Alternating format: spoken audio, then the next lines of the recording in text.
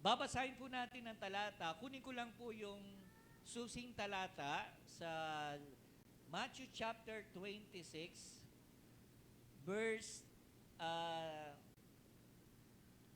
verse 52 hanggang 53. Okay, tingnan niyo po ito. O, simulan natin sa verse 30, 50 pala, sorry, 50. Nak, balik mo sa 50. Verse 50 to 56. 50. Sabi po rito ay ganito, verse 50. Jesus replied, "Friend, do what you came for." Then the man stepped forward, seized Jesus, and arrested him. With that, one of Jesus' companions reached for his sword, drew it out, and struck the servant of the high priest, cutting off his ear. Sabi ng ating Panginoon, verse 52, "Put your sword back in its place." Jesus said to him, "For all who draw the sword will die by the sword." Tapos, ito po yung verse 53. "Do you think I cannot call on my Father, and He will at once put at my disposal more than 12 legion of angels? But how then will the scripture be fulfilled that says it must happen in this way?" Okay? At the time, Jesus said to the crowd, Am I leading a rebellion that you have come out with swords and clubs to capture me? Every day I sat in the temple courts teaching, and you did not arrest me. But this has all taken place that the writings of the prophets might be fulfilled. Then all the disciples deserted him. Tingnan niyo po, no? Sabi ng talata, ang huling talata, then all the disciples deserted him and fled. Lumayas yung mga alagad. Okay? Pagpalain ng Panginoon pagkakabasa ng kanyang salita. Sige po, tayong lahat ay makakaupo. Ang pamagat po ng ating talakayin is managing crisis from the example of Jesus at Gethsemane. Kung tignan natin sa perspektibo, si Jesus nga ba ay hindi dumanas ng krisis? Siya ba ay dumanas ng krisis sa buhay nang siya ay nabubuhay pa? Yes, opo, mga kapatid. Dito sa talatang binasa po natin, ang Matthew chapter 26 ay lahat po yang krisis. Kaya po siya ay nanalangin sa bundok ng Gethsemane. Dahil kanyang idudulog ang kanyang nararamdaman. Mga kapatid, tayong lahat may ganito. Meron tayong frustration, meron tayong mga anxiety, meron tayong depression, at kailangan natin idulog sa Diyos. Ang problema, minsan, hindi natin dinidulog at naiipunan lamang po tayo. Naalala ko yung kwento tuloy. Balik ko lang po yung isang kwento. No? Etong si Pedro, madalas banggitin yung salitang God is good. All the time. God is good. Samantalang si Juan, hindi siya Kristiyano, sinusumpa niya tong Diyos ni Pedro at saka si Pedro. Kung talagang God is a good God, sabi ni Juan, di sana mayaman na tayo. Sabi ni Pedro, kahit hindi tayo mayaman, God is good. Hanggang sa inutusan itong dalawang magkaibigan na ito na pumunta sa kabilang ibayo. Kabilang ibayo, malayo-layo yung lakbayin, medyo gubat yung kanilang dadaanan. At pagkatapos, itong si Pedro, syempre, sabi niya kay Juan, pray muna tayo kasi nga, God is good. Si Juan, nakasimangot, God is good. Di nag-pray sila. Walang nagawa si Juan. So hanggang sa kanilang paglalakbay, may dala-dala silang maliit na donkey o maliit na kabayo. Nilagay yung pagkain nila at naglagay ng manok na sa kanilang paglalakbay ay kakainin nila yung manok na yon. So, inihanda na nila at sila'y lumunsad ng paglalakbay. So, naglakad na sila sa gubat. At sa kalagitnaan ng gubat, sabi ni Pedro, magpahinga muna tayo. Kailangan nating magpahinga because God is good. Di nagpahinga po sila. Maya-maya, tinali nila yung kanilang maliit na kabayo doon sa malayong bahagi at naglatag na sila ng kanilang tutulugan. Biglang nakarinig sila ng isang malakas na iyak ng manok. At nakita nila yung manok nila ay dinamba na ng musang o ng isang panther, dinamba na at kagat-kagat. At tumakas yung maliit na parang tigre na yon, musang. So, natakot yung dalawa at umakyat ng puno. Umakyat ng puno. At ang tanging nadala lang nila ay yung kanilang ilaw na digasera. Yung tinatawag niya, yung ilaw na digasa. Okay? At pagkat umakyat sila ng puno, tapos maya-maya pa, yung maliit nilang kabayo, narinig nilang umiyak din. Nakita naman nila, hila-hila na ng leon. Tapos, sabi, etong si Juan, nakita kasi nila may ilaw Sabi nila, akala ko ba mabuti ang Diyos, nag-pray pa tayo. Pagkatapos kinain na yung manok na pagkain natin, kinain pa yung kabayo na tagadala ng mga gamit natin. Kala ko ba God is good? Sabi ni Pedro, God is good pa din, God is good. Mamaya, nandun sila sa taas ng puno, umihip ng malakas yung hangin. Namatay yung kanilang sulo. Sa sobrang galit ni Juan, binato niya kay Pedro yung sulo. Hanggang sa tumilapon.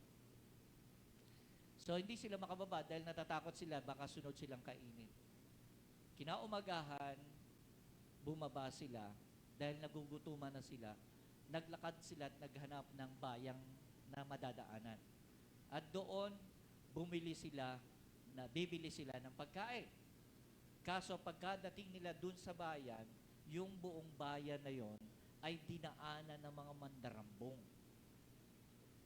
At maraming pinagpapatay. Ninakawan at maraming pinagpapatay. So natakot, lalo ito si Juan at saka si Pedro dahil sa karatig bayan lang yon. Maraming namatay at pinatay. Okay? So, pagbalik nila, nakita nila yung dinaanan mga yabag ng kabayo, yung mga marka ng kabayo, dumaan sa ilalim ng puno kung saan sila naroon. Sabi ni Pedro, kung hindi kinain yung manok, malalamang may tao dito. Kung hindi kinain yung kabayo, malalaman na may tao dito. At kung hindi namatay yung ilaw sa taas, nalalamang nandun tayo. God is good. Amen po?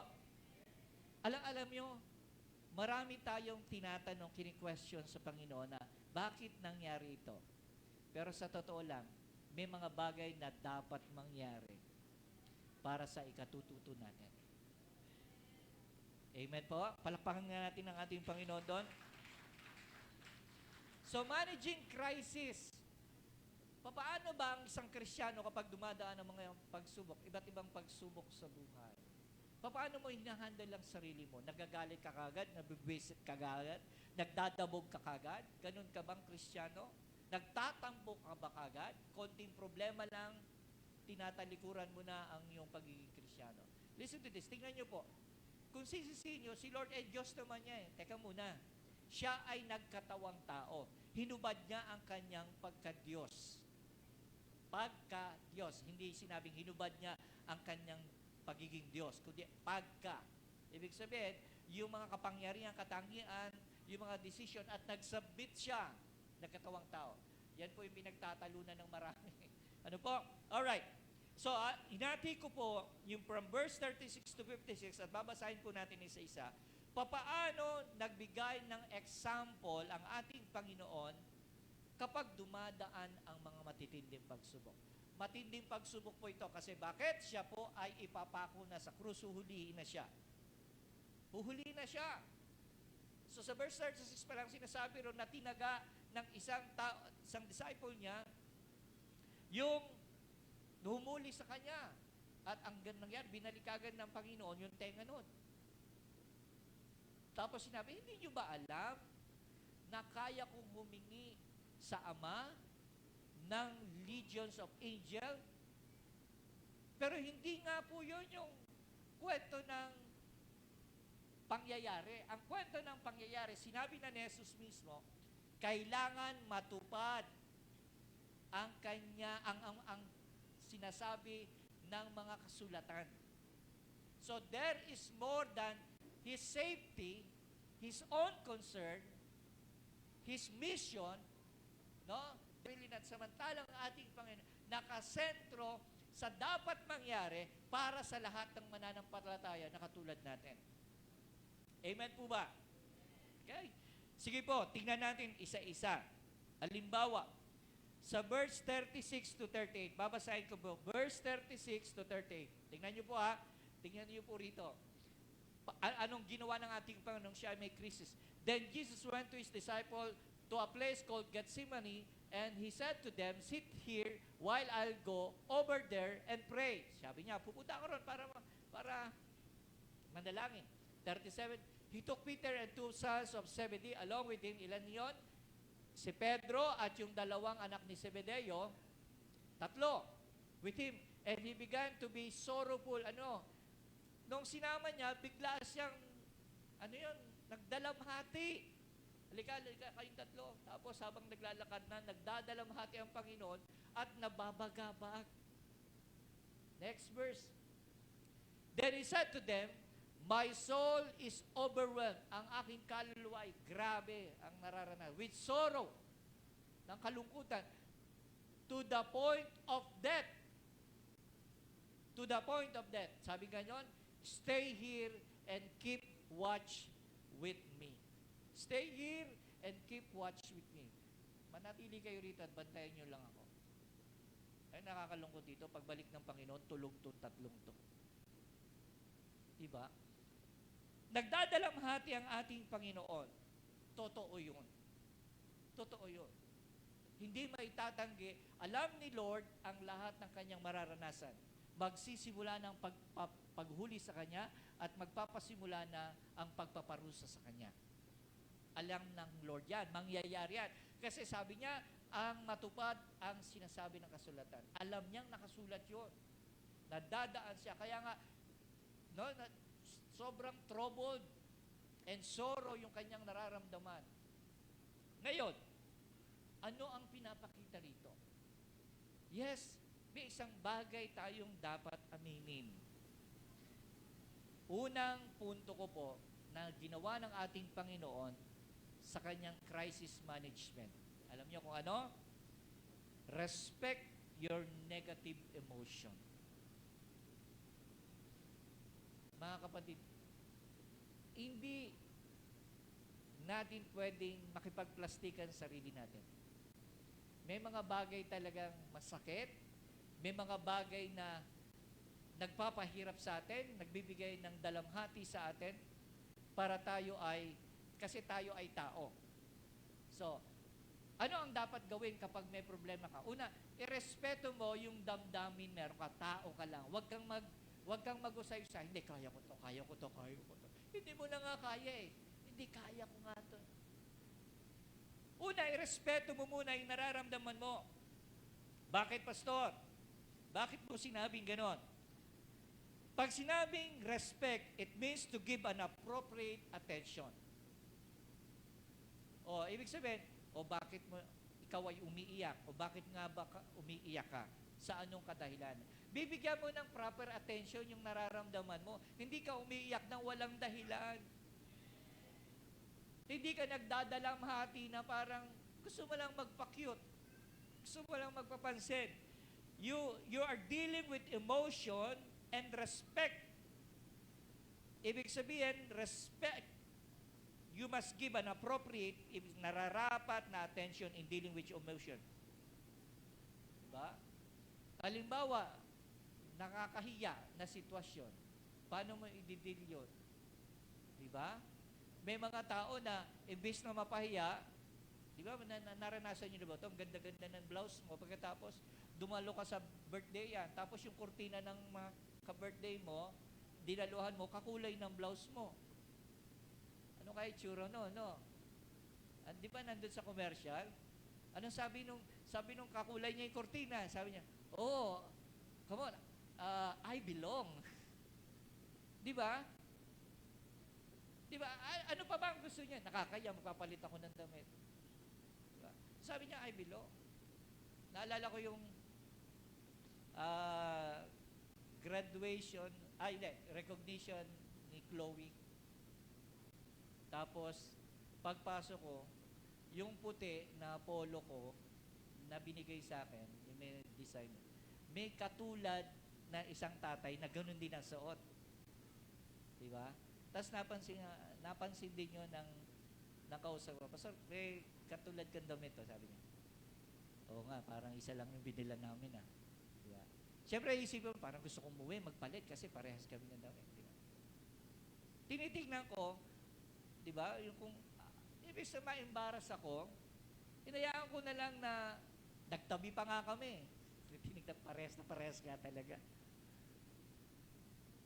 Imbes na embarrass ko yung sarili ko, hindi yun ang binigyan ko ng pansin. Yes, may mga taong makakapansin nun. Pero hanggang dun lang yun. Pero yung pagsalitang ikahihiya ko, teka muna, I should give myself a respect. Ba't ako mahihiya? Nakadamit naman ako. Buti kung parehas kami nakahubad. Di ba maganda nga parehas kami nakadamit. At disente pa. Amen po. So, depende yan sa respect na binibigay mo sa sarili mo. Hindi lang yon, mga kapatid, hindi lang yon. Yung embarrassment, yung anger, yung galit. Kaya lagyan mo ng respeto ang iyong sarili kasi nga po, mga kapatid, halimbawa galit. Halimbawa, sinabihan ka ng pangit. Dati, dali-dali mo magalit. O ngayon, ang tanong, dahil may respeto ka sa sarili mo, magagalit ba ako? Karapat dapat bang magalit ako? Diba? Amen. Sino ba siya para magbigay ng damdamin sa akin na para ikagalit ko? Kung sinabi lang naman hindi bagay yung suot ko sa akin. Diba? Tayo, minsan, kung mag-react tayo, lampas doon. Samantalang ang ating Panginoon, He has this so-called respect in His negative emotion.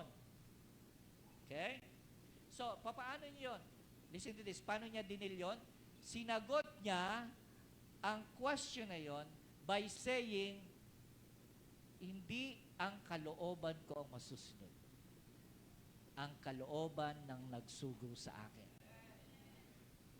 So, that's a sign of respect. Diba? Amen po ba? Parang yung napapanood natin minsan sa graduation rites, di ba? Nakita natin na iba-iba drama. Pero natuwa ko dun sa yung magsasabit ng medal tapos yung tatay niya gumagapang na naglalakad at di ba ihahatid siya, dalawa sila.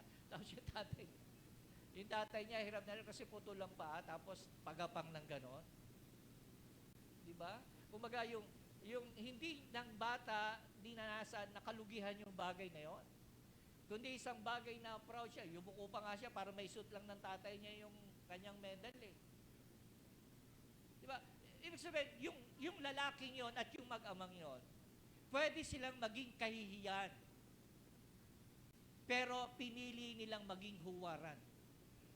Ano kung hindi nakasapatos ang tatay ko kasi wala naman siyang paa? Pero aakyat pa rin ang tatay ko at proud kaming dalawa. Amen po? Kasi tayo minsan, nagiging madamdal dito sa cellphone na ito, sa social media nito. Maraming Pilipino ngayon nagiging madamdamin. mag-react kagad, ang dali-dali mag-react. Di po ba? So, in dealing anger, ano ba? In dealing sadness, pagkalungkutan, anong ginagawa pag nalulungkot ka? Dahil malungkot ang paligid mo, makikilungkot ka na rin? No! Amen po. Pag malungkot ang paligid, sabihin mo na kagad, God is good. Amen? Kasi nasa sayo yun. Di po ba? Nasa sayo yun kung paano mo pasasayayin ng sarili mo. Nalulungkot ka dahil birthday mo, walang handa, tapos kanin at ulam lang. Kapatid. Pwede namang hindi muna ngayon. Pwedeng sa next year ka na maganda. Okay lang yun. Pero yung mag-emote-emote ka, hindi mo na ako lalabas ng bahay. Hindi mo na ako magsisimba. Kasi birthday ko pinost pa naman ng mga nanay. Birthday ko sa April hindi po dapat ganon. Ano po? Tandaan nyo po rito, pag nahihiya ka, hindi ka tagaloob. Tagalabas ka. Tandaan nyo po yan, ha? Pag dito ang attitude mo, nahihiya ka, that only means na ikaw ay tagalabas. Kasi yung mga nandito, hindi po nahihiya sa isa't isa. Amen po? Kaya sabihin mo sa iyong katabi, kapatid, di ka na dapat nahihiya. Ayan.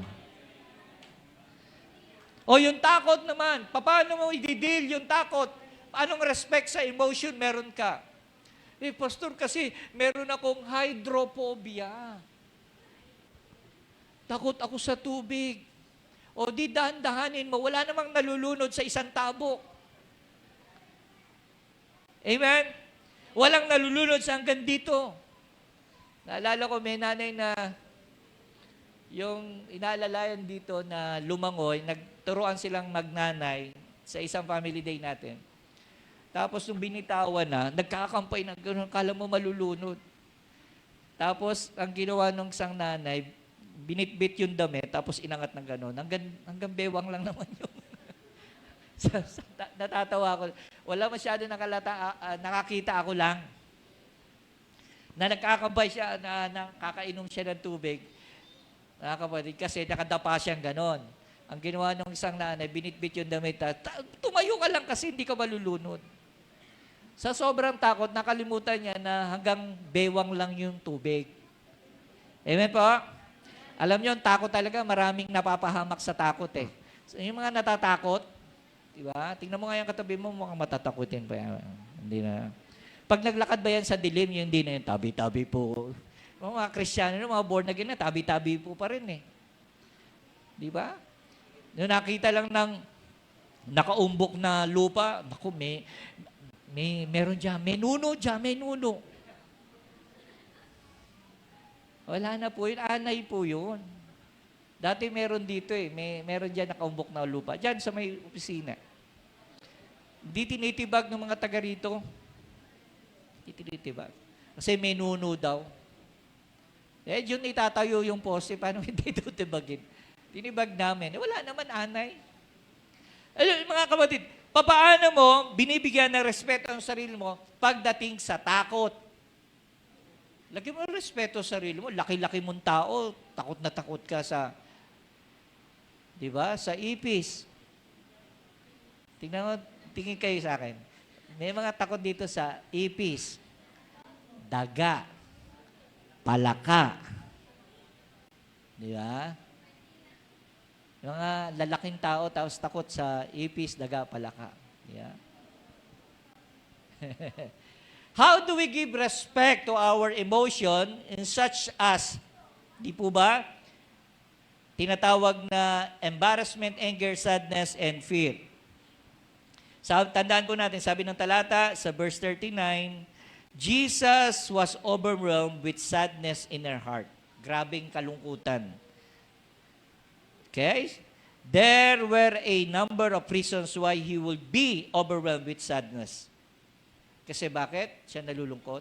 Gusto niyang restore yung humanity. Pagkatapos, yung action ng kanyang mga alagad at yung kanyang mga iniligtas at yung kanyang mga pinagaling ay taliwas doon sa kanyang ginagawa. Di ba sabi ko nga po sa inyo, sa dulo ng talata na binasa natin sa verse 56, and all the disciples left Him. Iniwan ang ating Panginoon. Di ba masakit po yun? Paano mo inahandle ang sarili mo kapag ikaw ay iniwan ng kaibigan mo? Kapag tinraidor ka ng kaibigan mo?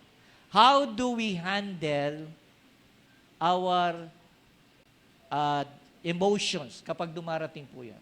Tingnan nyo ang ating Panginoon. Hindi siya tumaliwas sa kanyang mission. Amen po?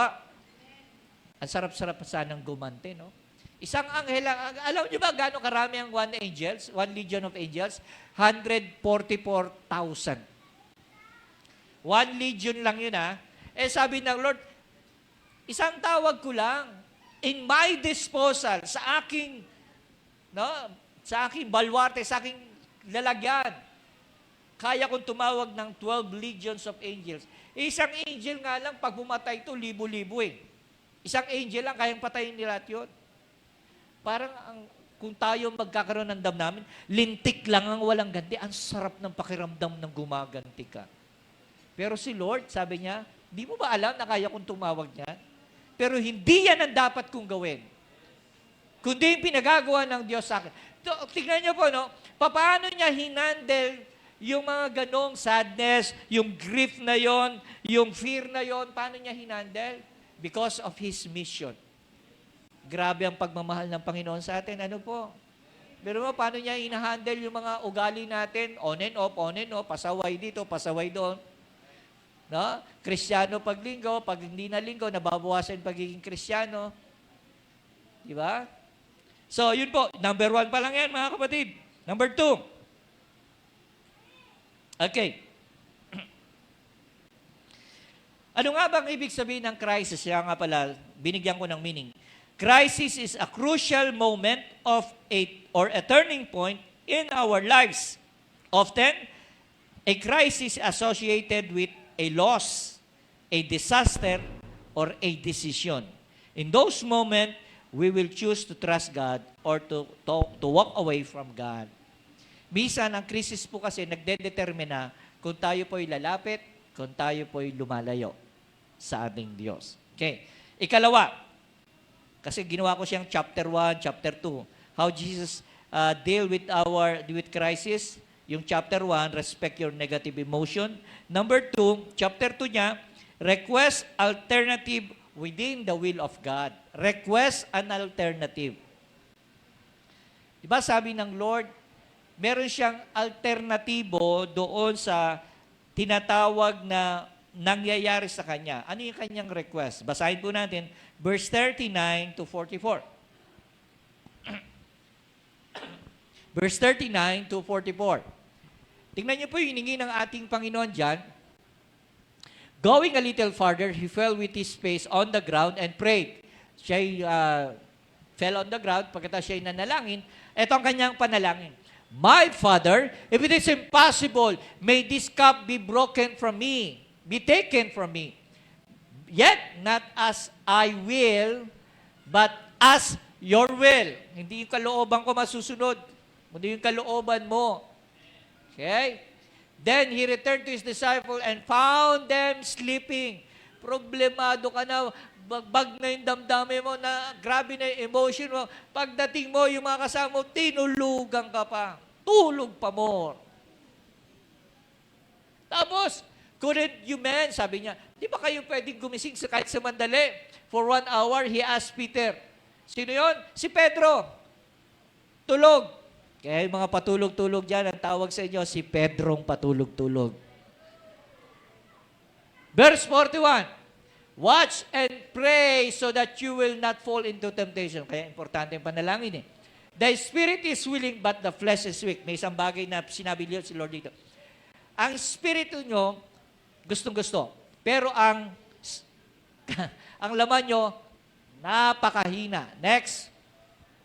He went away a second time. Eto na, pangalawa. Second time. And pray. My Father, if it is not possible for this cup to be taken away unless I drink it, may your will be done. Ano ang kanyang panalangin uli? Lord, hindi yung kalooban ko ang masunod, yung kalooban mo. Pangalawang beses na prayer ni Lord yun, inulit niya. Tapos, bumalik siya. Verse 43. When he came back, he again found them sleeping because their eyes were heavy. Si Lord heavy-hearted. Yung mga disciple, weary, yung heavy yung kanilang mata dahil sa sobrang antok. Bumalik, tulog na naman yung mga alagad. Pedrong patulog-tulog to the second power.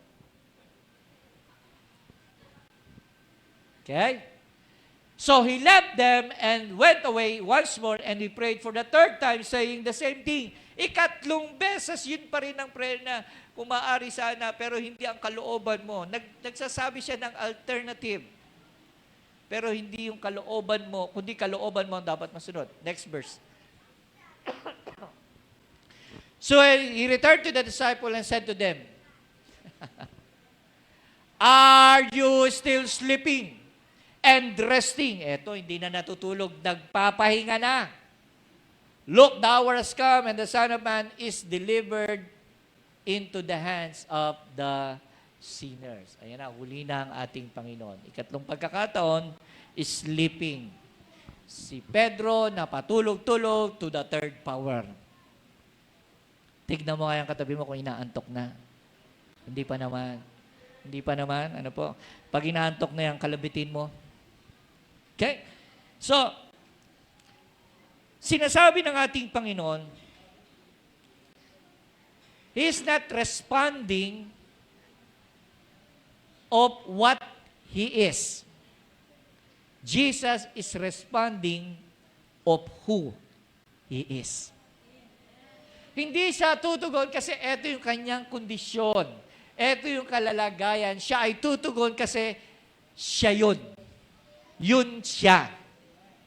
Amen po. Mga anak, siguro nagtataka kayo, bakit ang mga tatay nyo, ang mga nanay sobrang nagsusumikap? Bakit nagtatrabaho, nag-extend ng trabaho? Hindi yun dahil sa kaya nilang magtrabaho. Kundi, sa kabila ng lahat, pinili nilang magtrabaho para sa inyo kasi yun sila. Amen? All those sacrifices na ginagawa ng mga magulang, hindi dahil kaya nilang gawin yon, kundi kinaya nilang gawin yon dahil yun ang kanilang panawagan. Being a dad, being a mom, para po sa inyong lahat. Para sa ating lahat. Ano po? Responding of not what He is, but who He is. Kaya ganun din po sa ating mga pagsubok. Diba? Sabi ko po kanina, kapag tutugon po tayo, respect your negative emotion. Hindi dahil sa eto yung nahihirapan ka, napapagod ka, kundi may salitang kailangan mo yung gawin, kaya ka bumabangon. Amen po. Kaya mga kapatid, alam nyo, ganito tayo dapat sa krisis eh.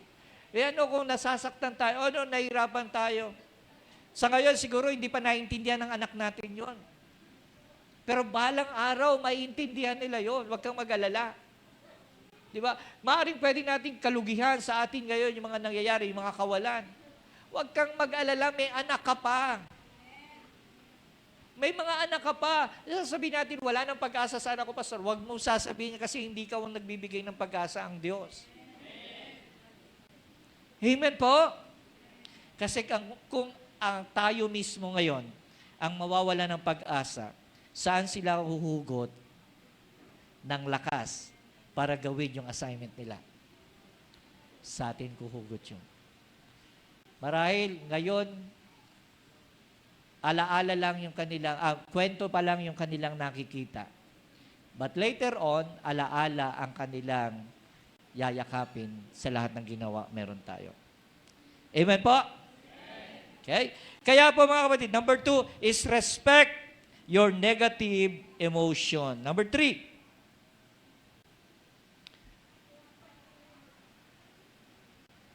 okay?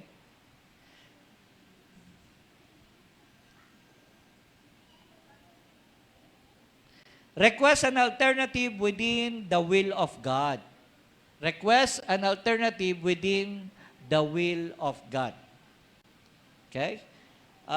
Mali yata akong na-type, no? Yung una, respect your negative emotion. Number 2, request alternative within the will of God. Yung kalooban. Tingnan niyo po ito. Yung kalooban, kasi daanan ko na lang to.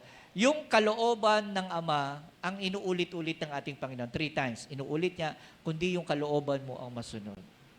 Kalooban mong masunod. Kalooban mong masunod. Hindi ang kalooban ko. Okay? So yung kanyang alternative to back up His plan, hindi niya lang hiningi ng 1 beses, kundi 3 beses niyang hiningi ito, na parang sinasabi niya, kung ano man ang gusto ko, secondary na lang sa gusto mo. Kung ano ang gusto ko, secondary na lang, Lord, sa gusto mo. Minsan dapat tinatanong din natin, Lord, ano ba gusto mong gawin ko? Ano ba ang gusto mong gawin kong ngayong araw na ito? Kasi dapat yung kalooban mo masusunod. Di ba katulad ni Pedro at sa kaniwan kanina sa aking ilustrasyon, kinain yung manok. Tinatanong nila, kalooban ba ni Lord yun? Kinain yung kabayo. Kalooban ba ni Lord yun? Niloob ni Lord yun. Diba? Namatay yung sulo, tapos biglang nagkaroon ng kadiliman sa buong paligid. Niloob ni Lord yun. Bakit? Kasi dadaan yung mga tulisan, pag natagpuan sila, patay sila sigurado. God is good. Kaya kahit anong pinagdadaanan mo, kahit anong pagsubok meron ka, tandaan mo, sa likuran nito may plano ang Diyos. Amen? Alam nyo nga, minsan yung naranasan namin kaya kumain ng gisabog. Alam niyo gisabog? Sinasabog yung asin. Mga kabataan, di nyo nararanasan marahil ito, yung sinasabog yung asin doon sa kanin, tapos lalagyan pa ng mantika. Diba? O kaya nag-aadobo kami, wala namang laman. Adobong toyo. Sarap na kami noon. Diba? Hindi ko kinahiya yung kwentong yon kasi sa buhay ngayon, sa kalalagayan ngayon, yung ganong karanasan, ginto po yun eh. Amen? Kaya nga, pag ako nag-short, di ko kinahiya yung mga poknat, peklat dito. Yung marami po kasi akong peklat eh. Yung peklat na yan, tanda lang naman yan, kasi hindi ako nainggit yun. O yung lalaki, yung kinis ng legs, oh, di ba? Kahit kagat ng lamok, wala. Naku, hindi ako nainggit doon. Sigurado, malungkot ang kabataan nun. Di katulad ng mga kabataan namin, yung mga maraming peklat, maraming karanasan yan. Di ba? Yung peklat ko dito, sabit yan sa puno eh. Habang nagnanakaw kami ng mangga. Tapos may peklat pa ako dito, habang nagdanakaw naman kami ng pakwan dyan sa may chrysanthemum. Tapos meron akong peklat dito. Pag-dive ko naman dyan sa may talas, yung ilog dyan, yung talas, pag-dive ko, tumama akong ganito. Tapos dumudugo yan, ganyan. Dumudugo. Bayabas lang katapat nun. Uwi na. Di katulad ngayon, paresetahan ng antay. Di ba? Kami noon, bayabas lang, okay na yan. Dinalata, wala na, okay na, pwede na. Pwede na umuwi. Yung mga ganong karanasan, hindi kalugihan, kundi kapakinabangan. Meron kang kwento. Di ba? Amen? Wala ngayon mga kabataan nga, kwento nila. Anong level ka na? Anong level na? Di ba? Your tower's under attack. Tapos, anong level ka? Wala man lang. Hindi nyo naranasan yung nagtatumbling kami na talagang flying fish, yung lilipad ka, pagbagsak mo, unang mukha, pak!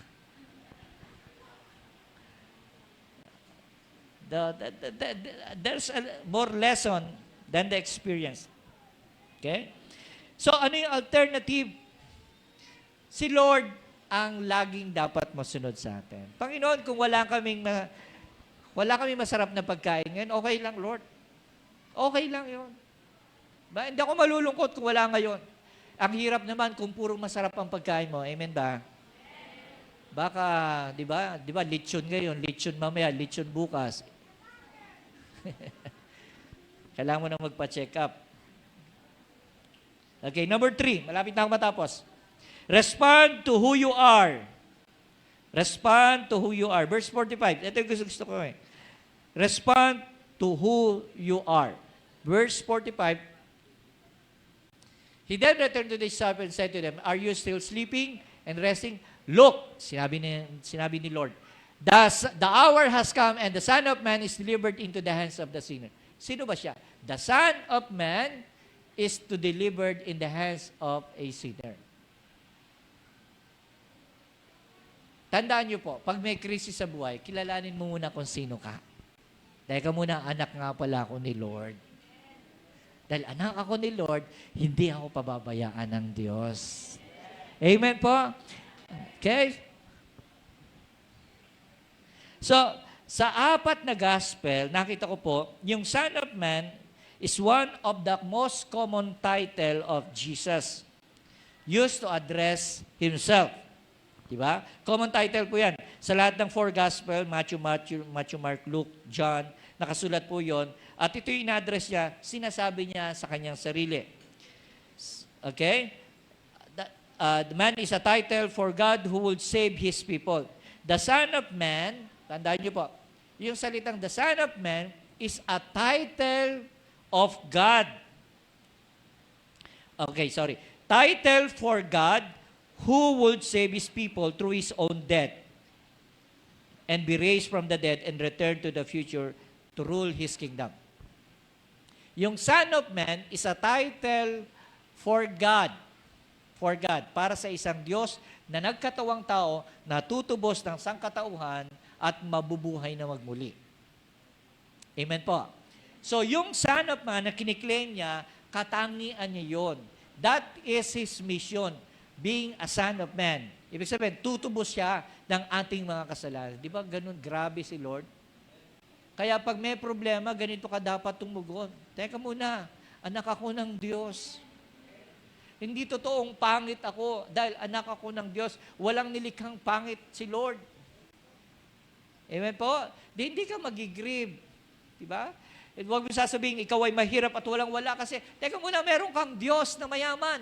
Higit sa lahat. Amen? My God can supply all my needs according to His riches and glory. Amen po?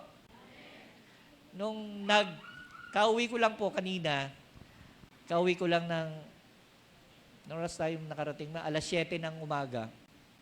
Katulog lang ako ng konti. Yung biyahe namin pa Bicol, kasi nga ang hirap umuwi. Tapos, pag sa online ka, lahat sila sasabihin na over na, wala ka ng masakyan. Tapos sabi ko, punta na lang kami sa terminal. Pagpunta namin sa terminal, ang daming sa bus pa, sa jeep pa lang, meron na kayong bus, tatawag na kagad ng mga amoy, yung porsyentuhan doon eh. Tapos, magkano sa'yo? 1-1. Magkano sa'yo? 1-2. Recline exit aircon, walang CR, ganito. Hindi pa rin ako kumagat. Ang daming lumalapit. Sabi ko, hindi, amihan yung bus namin. Mamahalin yung bus namin. Pero sa totoo lang, hindi ako papatol doon sa mga bugaw. Kasi nga, mas mura sa ticket booth. Mas mura sa ticket booth. Kasi papatong sila eh. Yung mga bugaw na yan, yung mga mag-aalok-alok sa inyo. Tama, hindi naman bugaw ang tawag sa kanila. Fixer. Tama ba, fixer? O yun, mga fixer. Papatong silang 200. Tapos pagdating ko ron, ang iniisip ko, nasa 1-2, 1-3 pa masaya dahil, gipitan na eh. Tapos sumimple ko. Sabi ko, nakipagkwentuhan ako dun sa babae. Sabi ko, Miss, ganito. Dami kong sinabi. Tapos, magkano yung ticket? Nung nakalayo na yung mga fixer, sabi niya sa akin, Sir, 900 lang. Ha? 900 lang? Sabi ko, ilista mo yung pangalan ko. Ito yung bayad, 900. May dalawa kami. O di naka-aircon kami, 900 lang. Samantalang ordinary, 850. Tapos nakasiksikan kami ron. Di ba? Pero yun. Yung minsan, when all things were lost at pwede kang pumili ng yours scenario, dapat maging malikhain ka eh. Bakit kaya sila, tanungin natin, bakit kaya sila dinudumog, kinukuyog nila ako, alok sila ng alok? Yung pala, tunay na presyo, kapag sinabi ng dispatcher, 1-1, 1-1 ililista nung hati na sila doon. Pero pag dinerecho mo yung cashier doon, magkano? Flat rate yun. Ganun pala yun. Eto na, mga kapatid. E di, tinanong ko na, reclining chair ba yun, yung nai-adjust ng gano'n? Opo, sir, reclining yun. May TV ba yan? Ano, naging maarte ko sa halagang 900. Artehan mo na, 900 eh. O, di naibigay yung hilig sa amin. Ano po? Ganun pa man, mga kapatid. Yun nga yung sinasabi ko. Alalahanin mo na ikaw ay anak ng Diyos. Pag minamalit ka, huwag kang maglitlitan. Ikaw ay anak ng Diyos. Amen po ba? Sabi mo kasi yung katabi, ikaw ay anak ng Diyos. Tanungin niyo si Ma'am Jane. Pag may mga events sa school, tapos nakaupo sila doon, pag nakita ko ng mga department, Pastor, dito ka umupo. Grabe. Tapos na yung term ko, matagal na yung pagiging GPTA, pero hanggang ngayon, dahil ikaw ay anak ng Diyos, grabe yung respect meron sila. Amen po? Kasi nga mga kapatid, hindi ka maliit. Sabi ko sa mga anak ko, hindi ko kayang ibigay ang mararangyang bagay. Magandang cellphone, magandang mga gamit. Yung mid-range lang kaya kong ibigay. Pero sisiguraduhin ko, sabi ko sa mga anak ko, you will be proud na ako ang tatay niyo. May pagmamalaki niyo. Totoo naman. Yan po. Kasi na-reach ko na yung, pagpupunta ko sa room ng section ng mga anak ko, lahat ng estudyante ron nagmamano sa akin. Di ba? Naibabalik yung kulturang yon. Di lahat yun nagmamano. Walang nagtatangkang manligaw ngayon. Okay. Joke lang. Meron daw gusto magpaalam. Subukan lang. Number 4. Malapit na. Dalawa lang. Recognize limited lifespan. Verse 45 to 46. Recognize limited lifespan. Alam nyo, ang buhay natin maikli lang. Di ba? Kung pasasakitan nyo pa, sayang. Sabihin mo nga sa inyong katabi, sayang. Kung palulungkutin mo lang, piliin mo lang maging masaya. Tingnan nyo si Lord. Sabi ng verse, dalawang verse, 45. Then he returned to the disciples and said to them, are you still sleeping and resting? Look, the hours come and the Son of Man is delivered into the hands of the sinners. Verse 46. Imbis na magsermonan silang mahaba, imbis na palungkutin niya, damdamin niya, ano sabi ng Lord? Rise, let us go. Here comes my betrayer. Imbis na magalit siya, ma-high blood siya, patulog-tulog 3 times, sabi niya, bango na kayo, tara na. Andyan na ang mga nangalunya sa akin. Enjoy natin. Alam niyo, mga nanay, minsan, nagagalit tayo, tagal bumangon ng mga anak natin. So, tanghali na, minsan, tapos araw ng Sabado, ang feeling mo, Lunes pa rin, pinababangon silang maaga. Tapos gusto nilang humilata pa. Minsan, enjoy mo na lang yung moment na nakahiga yung anak mo. Tabihan mo minsan eh. Niwala ba kayo, mga anak ko, tinatabihan ko pa minsan. Sisiksik ako doon. Yung parang giligit-git, nangaasar ako. Imbis na mainis ako, ini-enjoy ko na lang yung moment. Amen po. Huwag na natin pagdalamhatiin yung sarili natin. Hindi yung sinasabing, walang naguhugas dito? Ayaw nyo maghugas, ha? Ako maghuhugas. Ganun lang yun. Pastor, parang mali naman yata dahil hindi natututo yung mga bata. Tinuturo mo naman. Ilang ulit mo naman sinasabi. Baka may malalim silang dahilan kaya hindi nakakapaghugas. Di hugasan mo na kasi sumamalo mo. Ganun ba yun? Hugasan mo na lang. Amen. Laban mo na lang. Diba? Sarap naman kaya ipaglaban ng mga mahal natin sa buhay. Parang di kayo naniniwala. Okay? Turuan nyo kasi mag-laundry. May paraan eh. Yung bunso namin, si Cromwell, utusan mo maglaba? Never.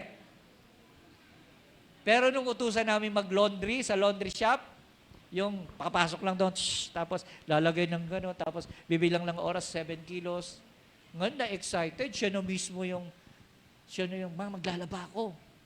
Yun lang palang technique. Maglo-laundry lang pala. Mga nanay, ayaw kasi, ang laki ng gastusin, pastor. Ano, bayad. Mga kapatid, baka mas malaki yung ginagastos sa kuryente, sa sabon, sa tubig. Misa wala pang tubig. Sa laundry, magkano 70 pesos per 7 kilos? 7 kilos, 70 pesos. O, 2 soft drink lang yun. Diba? Okay, hanap na lang kayo ng mas mura-mura ba? Baka meron. So, imbes na mainis ka, enjoy mo na lang. Hindi ko naman sinasabing huwag mo alisin discipline. Pero dahil sa ang buhay natin, maikli lang. Our lifespan is short. Si Lord kasi dyan, huhulihin na siya. Pwede niya ba niyan sabihin sa mga ulin sa kanya teka lang ha, sermonan ko muna to. Ikaw, Pedro, tulog ka ng tulog. Ikaw yung sinabihan ko. Pagbalik ko, tulog ka uli. Tapos sinabihan ko, tulog ka na naman. O kayo 2 anak ni Zebedee, magkapatid pa kayo, patulog. Ubos yung lakas ni Lord. Baka sa paghuli pa lang hinimatay na si Lord, hindi na kailangan ipako sa krus. Kasi hindi naman niya assignment yun eh. Enjoy niya na lang. Lika na kayo. There are lessons na hindi na ituturo sa pamagitan ng sinabi mo. Because many of the lessons is by the experience. And you need to let them experience what you are saying. Amen po? Kaya hindi mo pwedeng sabihin sa mga anak mo na huwag kang magmumura kung ikaw naman ay nagmumura. Diba? So marami po yung bagay na yan. Okay? Maikli lang ang buhay natin. Kami mga kasingidaran ni Brother Dong, nila Brother John, di naman nagpapanglayo yung mga edad namin, yung mga babata pa namin eh. Bawal na kaming magkamali. Si JR, bawal na kami magkamali. Mga tatay dito, bawal na kami mambabae. Manlalaki, pastor. O baga, sasayangin namin yung, alam namin, magkakagulo-gulo lang, alam namin na sayang yung araw na darating kung papasok pa sa amin yung kalokohan ng mga ganito. Di ba? Parang gano'n, bawal na mambabae si Brother Boy. Sayang yung panahon. Hindi na pwedeng magkamali kasi bilang na lang yung oras. Di ba? Di paglingkod na lang namin sa Panginoon yan, unahin na namin si Lord. Amen po! Kaya pag may edad na, marami ng bawal dyan. Sayang, bawal magsayang ng panahon. Bawal magsayang ng panahon. Yung mga nanay dito, babalik pa ba yan sa pagchismisan? Yung mga sa tongit? May mga nanay dito na magagaling sa tongit eh. Na na-born again na, di ba? Hindi na babalik yan doon kasi magsasayang sila ng panahon. Ibuhos na lang nila sa apo, sa anak, sa bahay, dahil pwedeng pagbuhusan. Amen po ba? Nakasabot po ba? Okay. Alright. Last. Ay, salamat. Tapos na si Pastor. Ay, siya nga pala, sabi nga pala ng Ecclesiastes chapter 3, verse 1 to 8. Chapter 3, verse 1. There is a time for everything and a season for every activity under the heaven and earth. Lahat may kanya-kanyang panahon. Walang duplication po ng panahon. Ibig sabihin, kung ano ginawa mo, yung naka-alat na yon sa panahon na yon. So, hindi mo na mauulit yon. Gagawa ka na naman ng panibago. So, kaya po mga kapatid, huwag tayong magsasayang. Okay? Last, relinquish self-protection for the will of God. Relinquish. Pag sinabing relinquish, ano ba yung Tagalog nitong relinquish? So, eto po yung tanong kasi, if Jesus were God and sinless, and if He didn't allow others to kill Him, would He have lived forever as a man? Alimbawa, pinatulan ni Lord yung mga sumasampal sa Kanya. Yung mga humahagupit sa kanila. Yung naglagay ng tinik na corona sa ulo na niya. Pinatulan ng ating Panginoon. Tumawag siya ng isang legions of angel. Isa lang. Patayin lahat itong nasa paligid na ito. Sa tingin nyo, masasatisfy si Lord? Matutuwa si Lord doon? Patay na kayo. Siguro habang hinahampas, no? Parang katulad natin, kolokyal na lingwahe natin. Diba? Tingin nyo, mag-e-enjoy si Lord? O kaya mananatili siyang tao sa pamamagitan ng ganon? Pwedeng mawala ang kanyang pagka-Diyos dahil nanatili ang pagiging tao sa kanya at maging sa kanyang pagpili. Okay? Pero kung si Jesus, pinoprotektahan niya ang kanyang sarili, di ibig sabihin dapat lalabas siya sa plano ng Ama. Pero dahil siya ay nasa plano ng Ama, upang patawarin ang lahat ng tao, hindi siya pwedeng mamuhay at magdesisyon para sa kanyang sarili. Lahat ng desisyon niya ay dadaan sa kalooban ng Diyos. Pag sinabing relinquish, ibig sabihin, yung i-impose mo ang isang bagay as a self-protection from the will of God. Yung maglalatag ka ng protektahan ng sarili mo sa lahat ng invasive na darating sa buhay mo. So, hindi yun ang pinili ni Lord. Mas pinili niya na mamatay sa krus para po sa ating lahat. At ang aking conclusion, mga kapatid,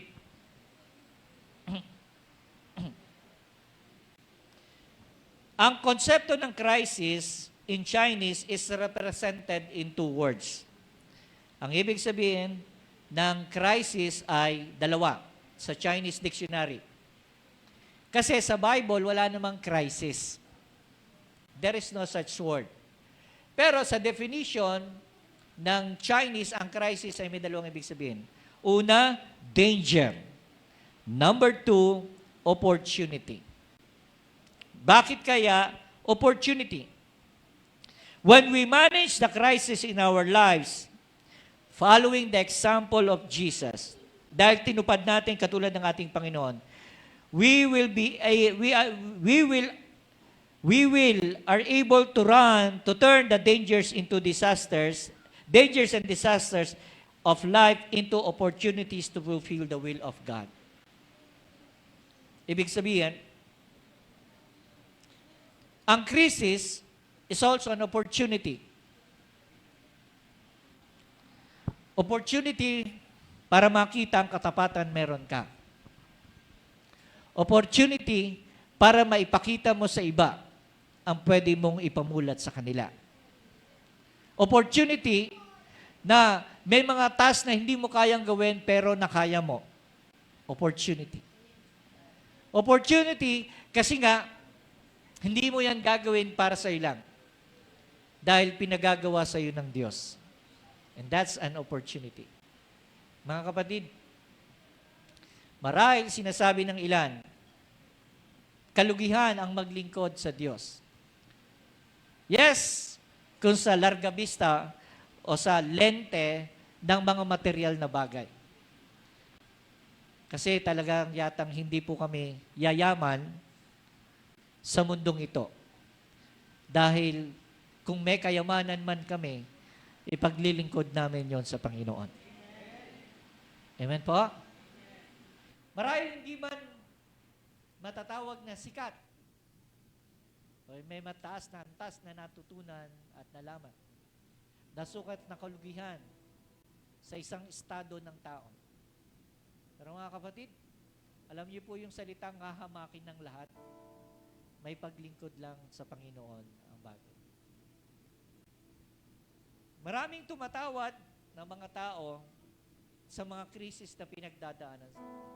Naalala ko one time, sinabihan kami na kung di ka kasi nagpastor, kung nag-abroad ka na lang sana, hindi nyo nararanasan ang kawalan. Binaranasan ni Sister Maricel na mapahiya dahil humihingi ng tulong. Ranas ko yun. Nakita ko na po ang picture na si Teacher Aida ay nag-aabang sa isang tindahan na inaantay umalis lahat ng namimili. At dala-dala niya yung listahan na nasa karton ng sigarilyo. Di ba ganun ang mga listahan ng utang dati? Tapos pag wala ng tao, siya yung pupunta doon at mangungutang. Pag mababa na yung utang, hindi pa utang. Nakita ko na pero yung sarili namin na kailangan namin pakinabangan yung freezer namin at wala kaming imbak na pagkain dahil magtitinda kami ng yelo.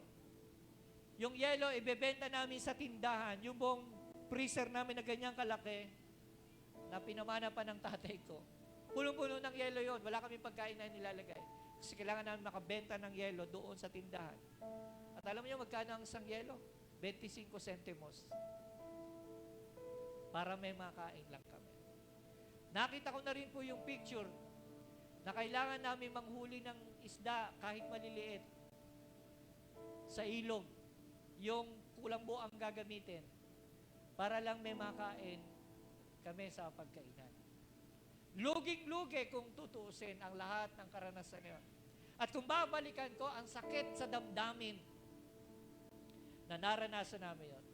Ilang beses nang dinapa yung aming tahanan. Tuwing may bagyo, yung bubong namin sinasampay sa poste ng Meralco. 2 beses kong nakita na dumapa yung bahay namin.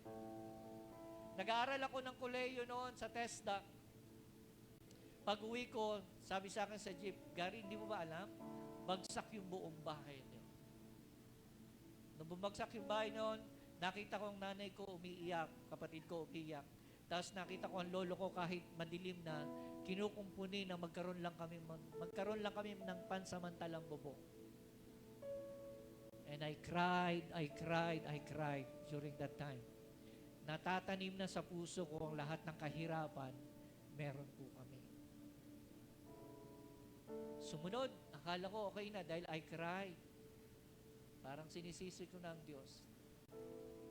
Nagkaroon uli ng isang bagyo. Wasak uli yung bahay na pinatayo namin. Pinatayo namin dahil inutang namin yung pension ng nanay ko ng 1 taon para may patayo lang yung bahay namin pero binagsak uli lahat. Mula nung araw na yon, nakita ko ang lahat ng bagay nun. Nagsimula na akong sabihin ko sa sarili ko, hindi ako papayag sa mga anak ko mangyari ito. At that point in time, nung oras na yon, alam ko na po yung salitang pagsusumikap, alam ko na yung salitang responsibilidad, niyakap ko ng isang katotohanan sa buhay na ito. I must change. Kailangan baguhin ko ang kwento namin. Amen po? Kaya po mga kapatid, alam nyo, sa lahat ng crisis meron kayo. It is also an opportunity to start a new beginning. Start refresh. Kasi there is another journey lies ahead sa crisis na ito. Tingnan niyo po ang ating Panginoon. Hindi yung sarili niyang inisip. Dinamay niya ng lahat. Sa decision meron siya. Huwag tayo maging makasarili kapag may crisis tayo sa buhay. Idamay po natin ang iba. Sa pagsusumikap meron tayo. Amen po? So again, another definition of crisis is danger, but another definition of crisis is opportunity. Sa bawat pagsubok, mas lakihan po natin ang hakbang dahil mas malayo po ang dapat nating marating. Amen po? At tandaan niyo po, ang salitang resiliency ay hindi idinidikit dahil na-picturean ka lang. Ang salitang resiliency, katulad ng Pilipino, kahit bumabagyo, nakangiti, lumalaban, nagpapatuloy. Lalong-lalo na po kung ikaw ay may Kristo. Hindi ka dapat tumatanggap ng sagot na no for an answer.